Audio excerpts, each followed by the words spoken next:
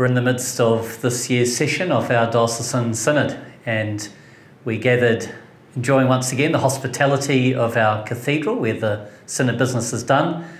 St Mary's was the venue for our opening Eucharist for the Synod. A wonderful act of worship, and always wonderful to look out and see so many people gathered from all of the parts of the diocese to bring their worship to God and to constitute our Synod in that way, acknowledging God's presence, God's guidance, and offering ourselves to God as we do our work.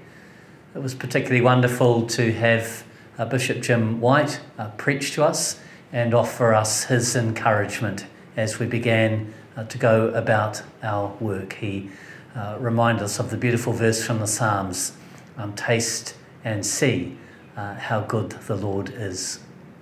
Made pretty good progress on our work. We had 4 bills to deal with. Those are the ways in which we changed the rules of the statute, the things, the diocese, the things we call our statutes.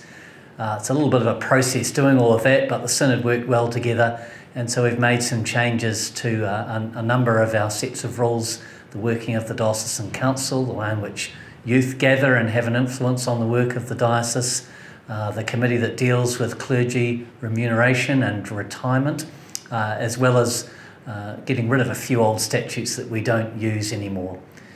So we're well into the work on motions. It's great to have a number of motions this year that help us to look beyond ourselves, and so we're dealing with some issues on climate change, the grief and loss services of the diocese, and a motion around refugees and displaced persons. Good to be thinking about the ways in which God calls us to serve others as part of God's mission in the world. We very much value the prayers and support that people give us for our work in Synod.